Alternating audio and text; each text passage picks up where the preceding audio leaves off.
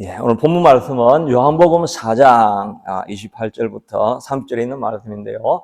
수가성 여인의 이야기는 우리 모두에게 잘 알려진 이야기지요. 근데 이 수가성 여인에 대해서 평가가 두 가지로 나눌 수가 있을 겁니다. 하나는 이 여자가 좀 방탕해서 또 미모도 뛰어나고 출중하고 하니까 남성 편력이 있어가지고 남편을 5이나 두고 마지막에는 이제 자기도 그래도 자격지심도 있고 하니까 그냥 막 동거해서 사는 이런 그런 좀 방종한 여인으로 이렇게 볼 수도 있고, 또 한 부류는 정말 소방맞은 여인, 쫓겨난 여인 뭐 이런 걸 우리가 해석할 수도 있을 것 같습니다. 많은 설교에서는 아주 좀 방탕한 그런 모습을 볼 수 있지만, 사실은 그 이스라엘 역사를 우리가 돌아보면 그 시대 배경상으로는 여자가 남편한테 당신은 뭐 능력도 없고 나는 못 살겠어요, 난 떠나가겠습니다, 이래가지고 이혼할 수 있는 그런 상황이 아니죠. 그 당시에는 그냥 남자들이 뭐 밥만 태워도, 요리만 못해도 밥맛이 없으면 나는 이혼하고 싶어 이러면 이혼이 되는 상황이잖아요. 여자의 주권이 전혀 없는 것입니다. 여자가 뛰어나다고 해서, 미모가 출중하다고 해가지고 자기 어떤 결정권을 가질 수 있는 그런 때가 아니죠. 그러니까 아마 이 경우는 이 여인이 결혼을 했지만은 뭔가 좀 남편의 마음에 차지 않는 것이 있어가지고 소박을 맞은 그런 상태가 아니었겠는가. 그러니까 상처 입고 쫓겨나는 그 여인들의 마음에 그 좌절감, 또 루저라고 생각할 수 있는 자기에 대한 그 절망감, 이런 것들이 뭐 어느 것보다 이 소망받은 여인 마음 가운데는 항상 나는 아마도 자격이 없는 여자인가 보다, 이런 생각으로, 그게 그의 자기 아이덴티티가 거의 되다시피 했겠죠. 근데 그것도 한 번도 아니고, 근데 이혼하고 나왔는데 그 당시에는 여자들이 잡이 없잖아요. 잡이 없으니까 그러면 굶어 죽을 수밖에 없으니까 결국은 또 다른 남자한테 어떻게 부탁을 해서라도 재혼을 해야 될 그런 상황이었습니다. 그래서 어떻게 재혼을 했는데, 그런데 또 남편이 또 싫어해서 뭔가 결격 사유가 있다고 해서 또 쫓아낸 겁니다. 그걸 5번이나 반복을 하고, 그 다음에 이제 마지막에는 이거 이제 결혼식을 어떻게 동네 사방에 알려가지고 또 결혼식을 하겠습니까? 그냥 우리 눈 감고 그냥 지나서 살자 이렇게 하니까, 이 여인의 내면 안에는 나는 실패자다, 나는 축복받을 자격이 없는 사람이야, 그런 마음들이 많이 생기지 않습니까? 우리도 하는 일마다 자꾸 문제가 생기고 뭐가 안 되고 이러면은 나는 아무래도 이런 무슨 자격이 없는 자인가 보다 하는, 그게 자기 아이덴티티로 이렇게 정해져서 마치 그것을 저주받은 삶을 자기 운명인 것처럼 살아가는 그런 모습을 우리가 상상할 수 있을 것입니다. 바로 이 여인이 그런 대접받지 못하는 여인이죠. 우리가 잘 알려진 것처럼 6시라고 하니까 12시 정오에 땡볕에 우물가에 아무도 안 오는데 대인기피증이 생기니까, 정말 우리가 자꾸 실패하다 보면 진짜 대인기피증이 생기기도 합니다. 저도 이렇게 하는 일이 다 안 되고 이러면 사람 만나기가 정말 싫어요. 다른 사람이 내한테 뭐라 하지도 않는데 그냥 내가 그냥 가면 그 사람 그냥 평범하게 살아가는데, 내하고 비교해 보면 내가 항상 아래에 있다 이런 생각이 드니까 아무 말도 안 하는데 만나면 정죄감을 자기가 계속 가지게 되죠.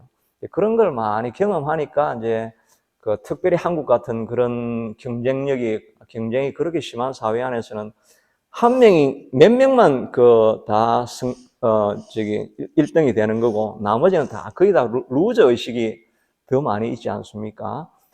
그러다 보니까 대인기피증이 많이 일어나고 하는 그런 모습들을 보게 되고, 그래서 은둔하는 침륜형의 그 청년들이 많이 있는 게 사회 이슈로 되고 있기도 하죠. 이 여인도 그런 마음에 큰 그 상처, 트라우마 이런 걸 가지고 있는 사람이었을 것입니다. 그런데 예수님이 가서 그 여인과 대화를 어느 정도 하고 나니까 이 여인이 사명을 받게 되어가지고 동네로 뛰쳐나가가지고 모든 사람들을 피해 다녀서 어떻게 하면 피할까 해서 낮 12시에 우물에 가던 사람이 막 동네로 나가가지고 막 문을 두드리면서 다 들어봐라. 나와라. 나와서 내 이야기를 들어라. 내가 기쁜 소식을 가지고 왔다. 온 동네를 막 소동을 일으켜가지고 동네 사람들이 다 몰려와가지고 무슨 일이냐? 내가 메시아를 만났다. 이걸 막 너무나 당당하게 이 여자가 갑자기 변해가지고 선포를 하게 되고, 근데 그래가지고 그 말을 듣고 동네 사람들이 다 메시아를 만나자고 해가지고 예수님께 갔습니다. 그래가지고 사마리아에 이 수가성이 이틀을 예수님이 더 머물면서 부흥회를 했습니다. 이 부흥회를 통해가지고 그 당시에 그 사마리아 복음이 들어가지 않는 그 땅에 얼마나 많은 사람들이 하나님께로 돌아왔겠습니까? 예수님을 만나고 나니까 나는 버려진 인생이다. 내 인생은 아무런 가치가 없는 사람이다라고 생각을 한 그 사람들이라도 하나님께서 만나주시고 그분이 메시아라는 것을 경험하기 시작하니까 그 사람이 나가서 리더가 됐잖아요. 동네 사람들 다 불러 모아가지고 가자고 하니까 그 사람들이 다 가가지고 그냥 인생이 바뀌어지는 리더가 되는 인생으로 바뀌어지게 된다는 것입니다. 우리 인생도 그렇지 않았겠습니까? 예수 믿기 전까지는 별 볼 일 없이 또 인생의 도대체 의미가 무엇인가? 뭐 방탕하고 허랑하고 꿈을 쫓아가지만 또 그 안에 평강이 없고 그런 삶을 살아가던 사람이었는데 하나님을 만나고 나니까 그 사람이 리더가 되어져가지고 다른 사람을 인도해가는 그 리더십을 하나님께서 세워주시는 것입니다. 우리가 하나님을 만나면 하나님께서 우리에게 많은 모자라는 것이 많은데 약점은 하나님께서 동케어합니다. 그 약점이 어떤지 그건 상관하지 않고 우리의 강점이 무엇인가?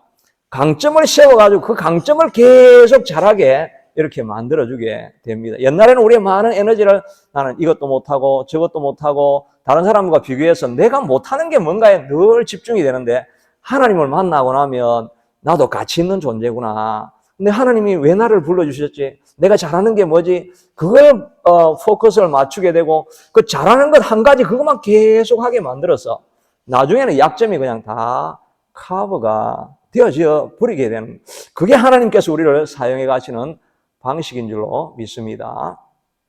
우리 예배하시는 우리 시니어 가운데서도 우리가 할 수 있는 약점이 많이 있죠. 우리는 몸도 좀 쇠하여가고 부족한 것이 있습니다. 그러나 또 최고참 시니어라 할지라도 또 강점이 있습니다. 우리가 지금까지 가져왔던 그 놀라운 경험들, 노하우들, 얼마나 그런 것들이 돈으로 살 수 없는 그런 지혜를 가지고 있지 않습니까?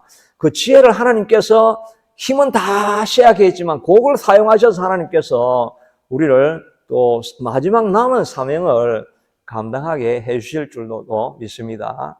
그런 역사가 예배하다가 우리에게 찾아오게 되어지고 하나님의 부르심을 깨닫고 우리가 80이 되셔도 아직 하나님 부르실 때까지는 또 하나님께서 사용하시는 그 사용하심에 쓰임받고 하나님 부르시는 날까지 사용되는 사명자가 될 수 있게 되기를 축복합니다. 예. 이 어떻게 이런 과정, 이 짧은 대화 안에 이런 역사가 일어나게 되는가 하는 것을 이제 말씀을 통해서 이렇게 몇 가지 살펴보면 3절, 4절에 보시면요. 유대를 떠나사 다시 갈릴리로 가실새 사마리아를 통과하여야 하겠는지라. 이건 우리 다 아시는 이야기죠. 사마리아로 지나갈 수가 없습니다. 사마리아 땅은 아수르가 공격해 와가지고 그걸 다 이주를 시켜버리고 혼합을 시켜가지고 막 혼합족이 되어졌고, 그러니까 정통성은 유대 땅에 있으니까 자기들도 우리가 정통성을 주장하려고 막 산당에다가 그림심산에서 예배를 막 드리고 이러니까 이 유대에 있는 사람들은 저 사람 이단이다. 쉽게 이야기하면 그렇게 되는 거죠. 이단이다. 신천지들이 저 사마리아에 다 모여있네. 이러니까 신천지 있는 마을을 우리도 가려고 그러면 조금 마음이 꺼림직하겠죠. 그러니까 이 신천지 있는 동네는 우리 거룩한 우리가 어떻게 조금 힘들어도 이 이단 길은 안 가야 되겠다 해가지고 돌아가지고 요단강을 건너가 동쪽으로 해서 이렇게 보통 올라가게 되거든요. 올라가는데 예수님은 이때 사마리아를 내가 꼭 통과해야 되겠다라고 하는데 이때 쓰이는 헬라어 단어가 데이라고 하는 헬라어 단어입니다. 이 헬라어 데이는 이 necessary, 이건 꼭 필요한 일이다고 하는데 그 필연 정도가 신적인 필연성 이렇게 이야기를 합니다.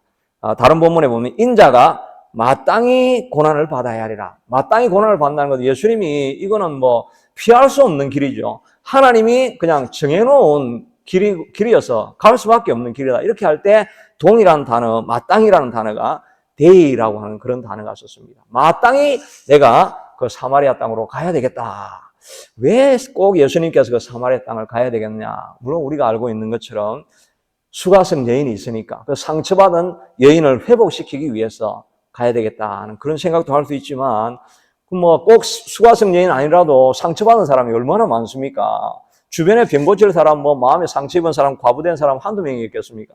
그럼에도 불구하고 예수님이 의도적으로 난 12시에 찾아가지고 이 수가성 여인을 만난 이유는 이 여인 안에는 메시아에 대한 갈망이 그 안에 있었던 것을 알 수 있습니다. 요한복음 4장 25절에 보면 여자가 이르되 메시아 곧 그리스도라는 이가 오실 줄을 내가 아노니 그가 오시면 모든 것을 우리에게 알려주시리라. 이러면서 이 이단의 땅에 살아가면서 사마리아 땅에 살아가면서 메시아가 찾아오시면 모든 것을 알려주시고 또 내 삶의 문제도 메시아가 오시면 구원해 주실 수 있으리라 하고 하는 그 상처만 있을 뿐만 아니라 희망을 가지고 있는 것입니다. 내가 예수님을 만나고 예수님이 찾아오시기만 하면 내가 구원을 받을 수 있으리라고 하는 이런 갈망이 우리에게 있었던 것입니다.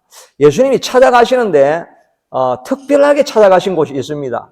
거기는 그냥 상처 입었기 때문에 예수님이 찾아간 게 아니고 예수님을 믿고 구원을 바라고 갈망하는 그 갈망이 있는 곳에 예수님에 대한 믿음이 있는 곳에 예수님이 찾아갑니다. 수로보니게 여인도 있죠. 그건 두로와 시돈 지방이니까 저 지중해 붙어 있는 쪽이니까 이거는 갈릴리도 아니고 이방 땅이죠. 페니키아 지역 사람 아닙니까?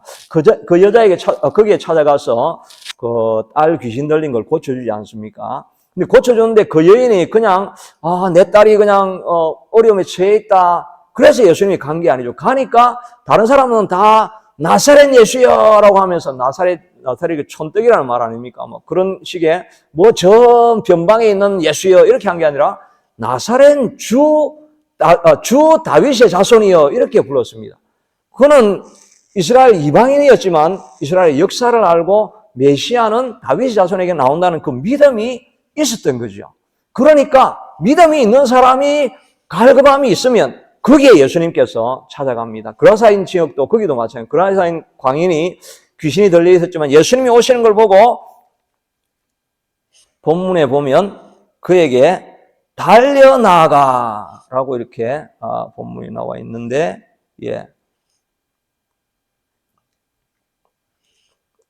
본문을 찾아놨는데 거기는 안 보이긴 하지만 하여튼 그 예수님이 오셨을 때 나중에 고백은 속에 있는 귀신이 말을 하지만 그 나사렛 예수님이 오셨다는 이야기를 하고 급히 달려나가서 예수님을 맞이했다라고 이렇게 말씀이 나와 있습니다.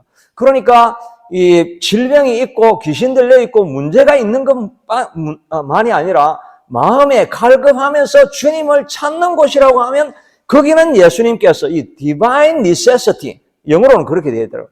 이 신적인 필연성이 있어서 사모하는 마음이 있는데 믿음이 있는 곳은 어디든지 갈망하는 그곳에 예수님께서 반드시 찾아오시겠다라고 말씀해 주시고 있는 것입니다. 어떻게 보면 우리 예배가 변방에 있는 두로와 시돈, 그라사 지역 아니겠습니까? 사람이 대중이 모여 있는 것도 아니고 소수가 모여서 교회가 될까 말까 하는 이런 마음을 가지고 그냥 자리 지킨다는 마음으로 여기 와 있지만 우리의 마음 가운데 갈급함이 있고 예수님이 하시면 우리도 일어날 수 있고 예수님이 하시면 우리가 신이 오고 인생 연장전 살아가는 이 마당이지만 그래도 뭔가 나를 통해서 죽기 전까지 살아있게 하신 이유는 있으니까 하나님의 사명을 감당해야 되겠다. 예배할 때 와서 하나님을 만나고 내가 새 힘을 얻어야 되겠다. 이런 갈망감이 있고 기다림이 있는 그곳에는 디바인 니세서티가 있어가지고 하나님께서 필연적으로 찾아오시게 되어 있다는 것입니다. 왜 우리가 예배를 드리고 나도 공허합니까? 갈망감이 없고 기다림이 없이는 그냥 아무것도 만나지 못하고 하는 것입니다. 그러나 이런 가운데 있지만 하나님 앞에 갈망하고 예수님은 나를 위해서 내 상황에 무엇인가 해줄 수 있다라고 하는 그런 기다림을 가지고 예배하는 곳에는 디바인 니세서티가 있어서 필연적으로 하나님께서 와서 우리를 만나주게 되는 것입니다. 야이로 회장장 딸이 죽음을 당하고 있다고, 죽어가고 있다고 해서 가다가 혈루병 여인을 만나게 되죠. 예수님께서 갑자기 가다가 서셔서 누군가 나를 만졌다라고 이야기를 합니다. 제자들이 무슨 말씀입니까? 이 많은 대중이 모여가지고 막 밀치고 하는데 한두 분이 만졌습니까? 다 만지고 뭐 이렇게 했습니다. 그런데 아니다. 나를 만진 사람이 있다라고 말합니다. 혈루병 여인이 만진 거죠. 자기 몸에 피가 나면 부정해서 사람들하고 가까이 어울리면 안 되고 가다가 사람들이 오면 나는 부정하다 가까이 오지 마라 이래야 되는데 그냥 죽으면 죽고 내가 맞아 죽더라도 병은 고치고 말아야 되겠다. 이런 마음을 가지고 막 율법을 그냥 파괴하면서까지 그냥 사람들 몰려 있는 곳에 가가지고 막 사람들을 밀쳐내고 예수님을 만지는 그 마음 안에는 예수님을 만나고 예수님을 만나면 내 삶에 뭔가 변화가 일어날 수 있으리라. 내 질병도 치유할 수 있으리라고 하는 기대감을 가지고 믿음을 가지고 있으니까 많은 사람들이 만졌지만 오직 이 한 여인에게만 능력이 흘러나가야 되는 것입니다. 이 예배 가운데서 우리가 하나님을 기다리고 사모하며 하나님이 함께 하시면 내 삶에 뭔가 변화가 일어날 수 있으리라. 이런 기대감을 가지고 나오는 그 사람을 하나님께서는 필연적으로 만나주게 될 것입니다. 예배 마치고 나는데 공하고 내가 뭐 무슨 예배를 드렸나 아무 생각도 안 난다. 그러면은 내 마음이 준비가 안 된 거죠. 그 혈루병 여인의 그런 마음을 가지고 갈급한 마음을 가지고 하나님 내가 은혜 받기를 사모합니다. 이런 마음으로 나아가는 그 사람에게는 사람이 한 명이 모였던 뭐 수십만이 모였던 상관없이 하나님께서 만나주게 되는 역사가 일어나게 될 것입니다. 우리 예배가 앞으로 계속 이렇게 될 수 있게 되기를 바랍니다. 또 이 여인에게 왜 예수님께서 꼭 가셔야 되냐 하면 이게 정말 이게 하나님의 필연성이죠.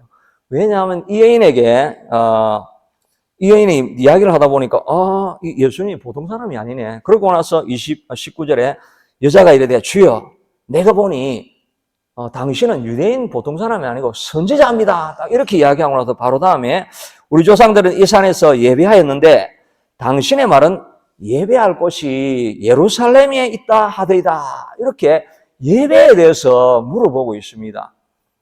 그러니까 이 여자 가운데는 내가 이렇게 비참하고 버림받은 인생으로 살아가지만 내가 진정한 예배를 한번 꼭 드려봤으면 좋겠다.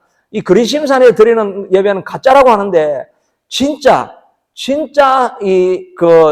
참된 예배를 내가 한번 드려봤으면 좋겠다 하는 게 자기 내면 깊은 곳에 있는 갈망이었으니까 선지자라는 걸 딱 아니까 선지자님 내 병 좀 고쳐주시고 내 진짜 남편 데려다 주시고 내가 동네 사람들 수치받은 거 다 좀 보복해 주십시오. 이런 이야기 한 것이 아니라 어떻게 하면 진정한 예배를 드릴 수 있겠습니까? 이 질문에 응답하시기 위해서 예수님께서 이 수가성 여인을 만나주신 것입니다.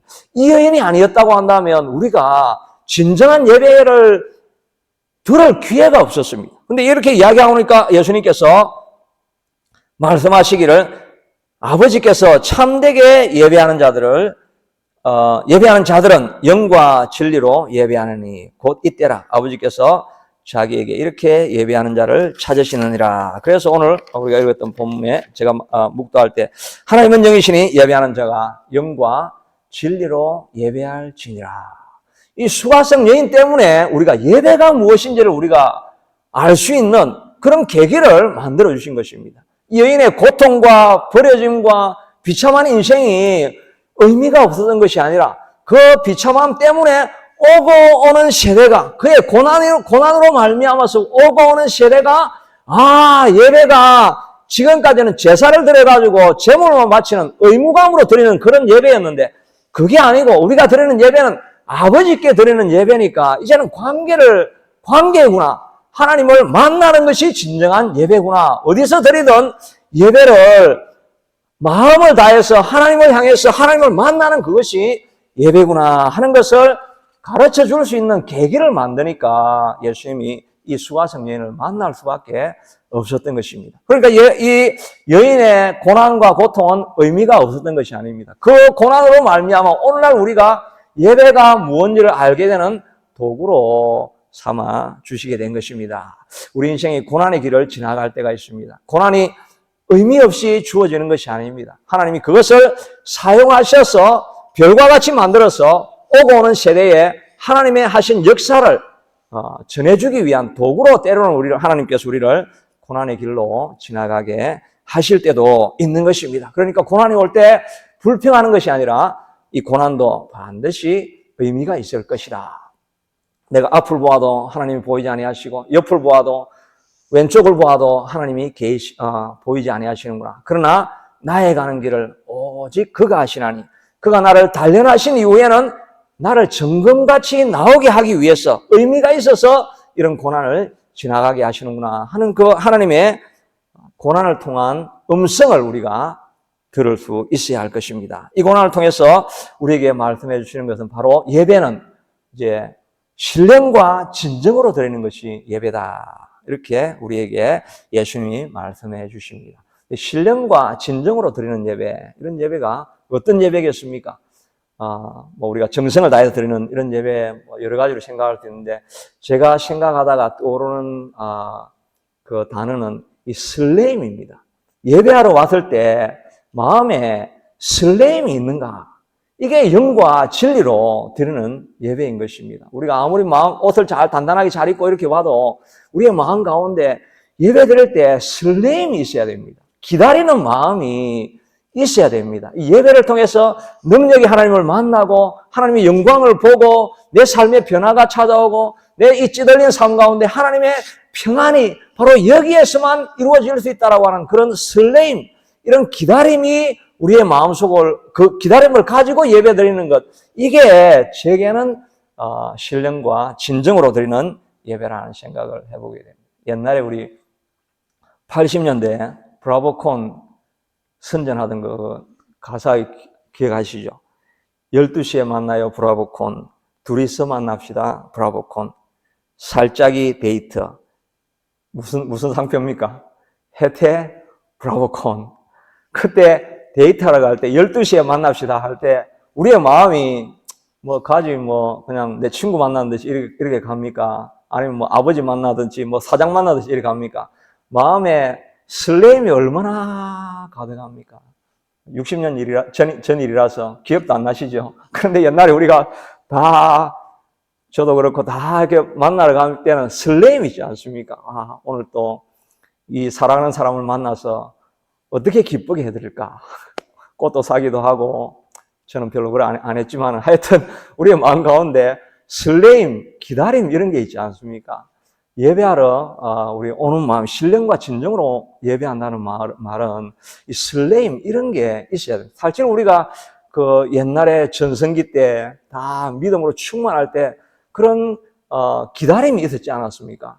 우리 원로 목사님도 옛날에는 그때는 정말 힘든 줄 모르고 정말 어려운데 밥솥 들고 날아가시면서 이렇게 하시는데 힘든 줄 모르고 그때는 목회를 하셨다라고 이렇게 말씀을 하시던데, 정말 우리가 전성기 때는 주님 앞에 예배하는 게 짐 들고 나르고 이렇게 하는 게 뭐가 어렵습니까? 그냥 예배하기가 너무너무 그립고 사모하고 그냥 기다려지고 어떻게 좀 예배하면서 만날 수 있을까? 그게 우리의 온전한 기대고 기다림, 이런 때가 아니었습니까? 신령과 진정으로 예배 드릴 수 있게 해달라고 하나님 다시 한번 주님을 만날 때 예배하러 올 때 내 마음에 첫사랑의 그 기다림, 설레임이 내 속에 다시 한번 일어나게 해주시옵소서라고 하는 그 기도가 우리에게 있어야 됩니다. 잠들어 있으면 안 됩니다. 깨어 있으려고 하면 우리의 마음에 그런 기다림이 있어야 될 줄로 믿습니다. 우리의 삶을 회복시키는 것은 이 예배입니다. 이스라엘 백성들을 하나님께서 출애굽시켜가지고 시내산에서 그 다음에 모세를 시내산에 올라오게 하셔서 십계명을 주죠. 십계명을 주고 나서 그 다음에 또 하나님께서 7장에 걸쳐서 장막을 어떻게 세워야 할 것인지를 설명을 해주고 있습니다. 청색실, 백실, 앞에 물두멍을 어떻게 만들고 이런 설명하는 내용들이 그 장막, 태문화크를 만드는데 7장을 걸쳐서 태문화크에 대해서 강조를 하고 있습니다. 그것은 이 광야 생활에 갈 때 너희가 지금까지는 구원받는다고 정신이 없었지만 이제 신자로서 살아가려고 하면 센터를 세워야 된다. 태문화크를 세워놓고 그 주변에 각 지파가 사각형으로 이렇게 모여가지고 예배하는 터가 센터가 되어지고 이 예배하는 터를 바라보면서 살아가면 이 광야 땅이라도 너희가 이겨낼 수 있다. 그러니까 삶의 우선순위를 정하고 삶의 코드를 정해서 예배를 너희 인생의 센터를 삼아야 이 광야길, 험난한 길, 더위와 추위와 대적과 질병들과 이 모든 것을 이겨나갈 수 있는 힘은 예배를 센터로 삼고 주님을 중심으로 모시고 살아가면 내 인생이 품위 있는 인생으로 만들어줄 것이고 가나안 땅을 차지하고 온 민족이 바라보고 복을 얻어가게 되는 축복의 통로가 되는 그런 민족으로 내가 너희를 만들어줄 것이다 라고 광야 생활을 또 출애굽 생활을 처음 시작하면서 들려주신 말씀이 예배를 온전히 드리라라고 하는 것이었습니다. 우리가 예배를 사모하는 심령을 가지고 한 주간 내내 예배를 기다리는 마음으로 예배하고 나와서 예배를 통해서 하나님을 만나고 우리 삶에도 회복이 일어날 수 있게 되기를 축복합니다. 15절에 보니까 여자가 이르되 그 앞에 11절에 보니까 여자가 이르되 주여 물길을 걸어도 없고 이 우물은 깊은데 어디서 당신이 그 생수를 얻게 사옵나이까? 우리 조상 다윗이 이 우물을 우리에게 주셨고 또 여기서 자기와 자기 아들들과 짐승이 다 마셨는데 당신이 야곱보다 더 크니까 라고 예수님이 내가 물을 길어주겠다라고 하니까 아니 당신이 지금 두레박도 없고 이 우물은 깊이가 지금 30-40m라고 합니다. 아마 중동에는 물이 잘 안 나니까 깊이 파야 되는가 보죠. 우리 한국에 있는 우물은 10m 정도면 되겠죠. 그리고 두레박도 우리는 한국 우물은 보통 이렇게 달아두는데 자료를 찾아보니까 두레박은 본인만이 가져와야 된다고 합니다. 두레박도 없고 40m나 되는 이 우물에서 어떻게 당신이 물을 길을 수 있겠습니까? 그건 불가능합니다 라고 이야기를 하는데 예수님은 영원한 생수에 대해서 이야기를 하고 있지요. 여하튼 어떤 방식이든지 간에 하나님께서 말씀하시면 나는 내가 너에게 생수를 줄 수 있고 너를 회복할 수 있고 너를 다시 일으킬 수 있다라고 말씀하시면 우리는 알 수 없지만 하나님은 새로운 방식을 통해서 우리에게 그 길을 공급해 주시는 분이신 줄로 믿습니다. 우리 하나님은 웨이메이커, 길 만드는 하나님이 아니겠습니까? 아람 군대가 사마리아를 공격해 왔을 때 둘레 공격은 안 하고 주변에 둔덕을 치고 오래 기다리고 있으니까 안에는 먹을 것이 없으니까 모든 물가가 다 올라가죠. 그런데 군대 장관이 엘리사를 찾아가니까 내일 이맘때쯤에 밀가루 한 사에 또 보리 한 사에 가격이 완전히 떨어지게 될 것이다 라고 하니까 하늘에 하나님이 창을 내신들 이런 일이 있겠습니까? 믿지 않으니까 그 사람은 결국은 보기는 보아도 누리지는 못하는 사람이 되어지지 않았습니까? 이 본문을 통해서 우리가 도전받을 수 있는 것은 하나님이 말씀하시면 채워주시겠다고 하시면 하나님께서 반드시 채워주실 수 있으시다 하는 것을 우리가 믿어야 될 줄로 믿습니다. 그리고 15절에 보니까 여자가 이르되 주여 그런 물을 내게 주사 목마르지도 않고 또 여기 물 기르러 오지도 않게 하옵소서라고 이렇게 여자가 회복하기 위해서는 예수님께 구하고 있습니다. 여기에 내가 와서 그런 물을 내게 주셔서 내가 여기 오지도 않게 하시고 또 목마르지도 않게 해달라고 이렇게 예수님께 구하고 있는 모습이 나오지요. 물론 예수님께서는 다른 방식으로 응답을 해주시긴 하지만 하여튼 이 여자가 회복을 할 수 있는 과정 속에서는 물을 주시옵소서 내게 이 물질적인 이런 복이라도 내게 하나님 주시옵소서라고 하는 그런 구하는 것을 보게 됩니다. 구할 때 우리가 회복을 얻을 수 있다라고 이렇게 고백할 수 있는 것입니다. 요즘 우리가 많이 기복신앙 이런 걸 많이 이야기해서 너무 물질적인 것은 구하지 마라 그렇게 하는데 이 여인은 그냥 예수님이 생수를 주겠다고 하니까 그냥 물 길러러 오고 또 내 인생에 물 길러러 오지 않아서 더 이상 내가 수치를 보지 않을 수 있게 되도록 자기의 그냥 육체적인 물질적인 이런 물을 구하고 있는 것을 보게 됩니다. 그러나 여하튼 이렇게 구하니까 하나님께서 회복을 우리에게 허락해 주시지 않습니까? 기복신앙적인 그런 걸 할지라도 뭐든지 제 생각에는 필요하면 구하면 됩니다.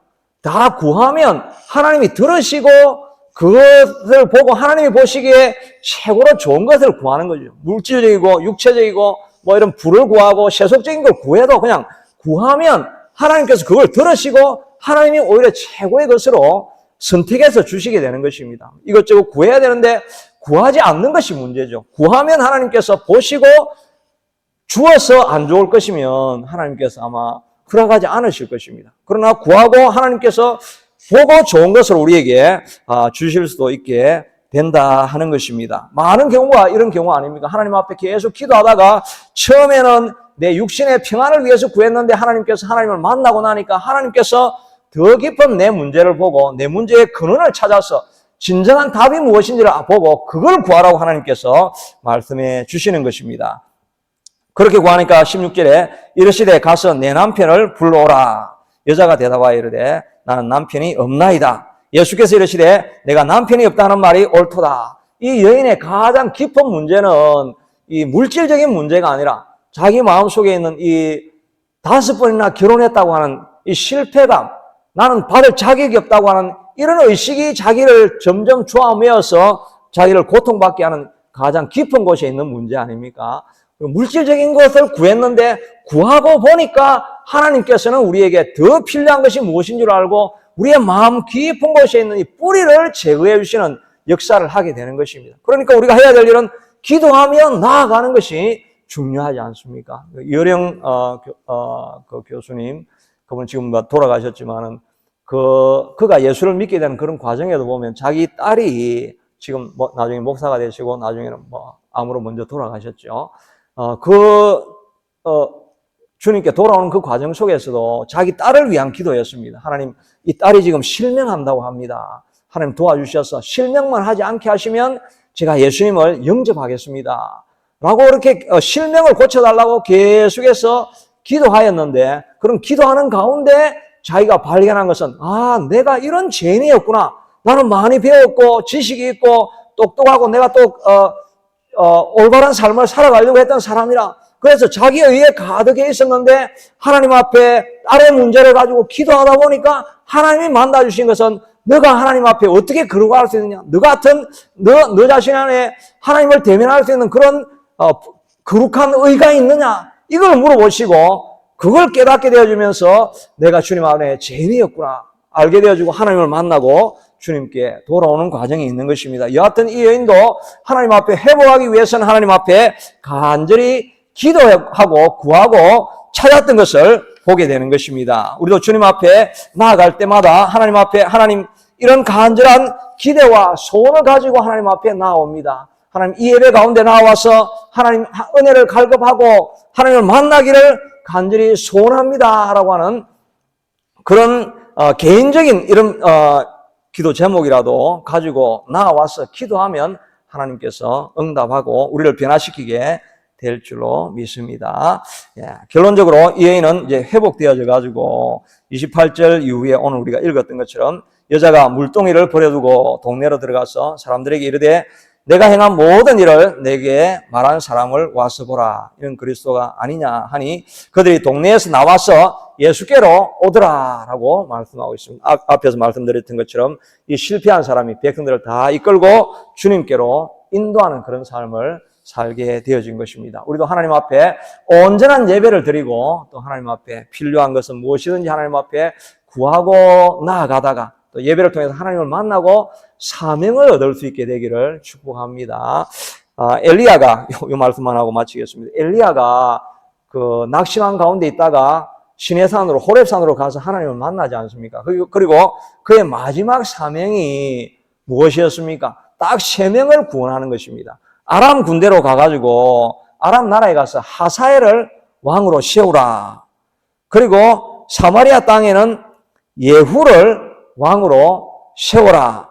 그리고 자기 후계자로 엘리사를 세우라고 하는 이 3명을 세우는 것이 엘리야의 마지막 사명이었습니다. 왜 이 하사엘을 세우라고 했습니까?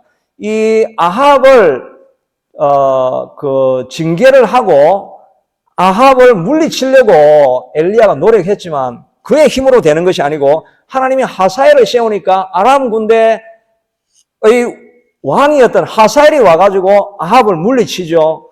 그 다음에 남은 사람은 예후가 아합을 물리치고 남은 사람들을 다 물리쳐서 회복시키죠. 영적으로는 엘리사가 남은 세대를 위해서 신학생을 세우고 그 신앙의 흐름을 이어가는 것 아닙니까?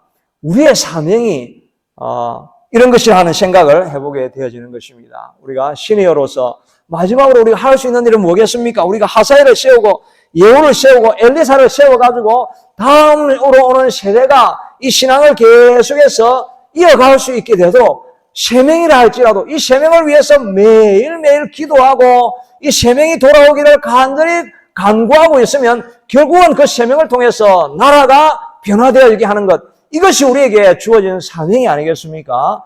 부족하지만 저를 위해서도 좀 기도를 해주시기 바랍니다. 저도 이번 주간 사실은 우리 울로 목사님을 위해서도 기도했고 우리 두 분 목사님을 위해서도 솔직하게 제가 기도를 했습니다. 이 얼마나 우리 귀중한 이게 스포트 하시러 오시는 분입니까? 아침마다 일어나서 기도하고 하는데, 기도할 때마다 하나님 나이가 드시고 이제는 뭐 기력은 많이 세해지셨지만 그래도 마지막 하실 수 있는 일이 있지 않습니까? 이 하사엘과 예후와 엘리사를 세우는 다른 사람을 다음 세대를 세우기 위해서 중보기도하며 기도하는 시간은 많이 가질 수 있지 않습니까?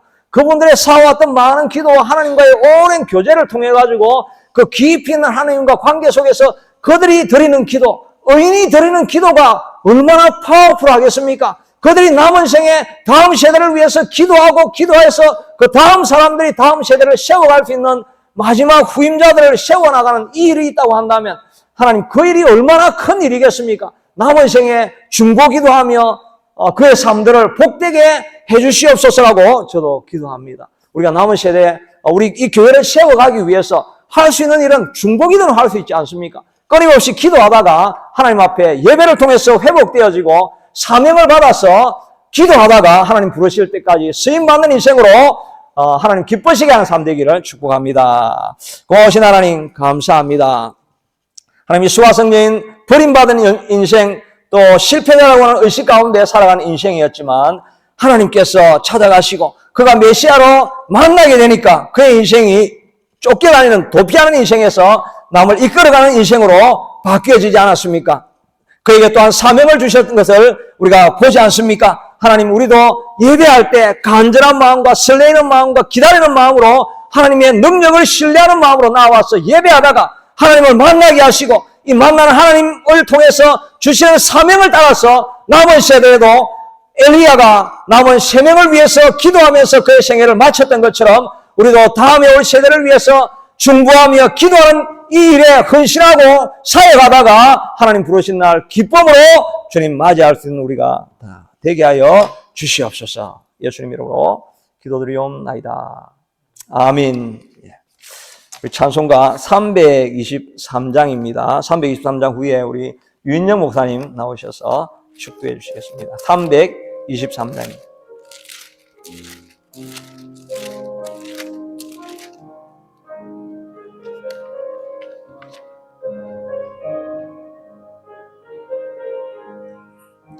푸른 바다 낯선 이 몸 어디든지 가오리다.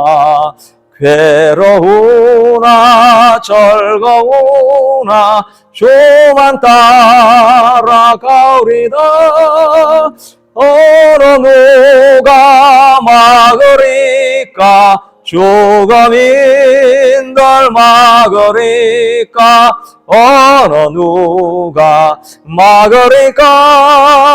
죽음인들 막으리까? 하골골짝 빈들에도 복음 들고 가오리다. 소돔 같은 거리에도 사랑 안고 찾아가서 종의 몸에 지닌 것도 아낌없이 드리리다. 종의 몸에 지닌 것도 아낌없이 드리리다. 존귀 영광 모든 권세 주님 홀로 받으소서. 멸시천대 십자가는 제가 지고 가오리다. 이름 없이 빛도 없이 감사하며 섬기리다. 이름 없이 빛도 없이 감사하며 섬기리다. 아멘.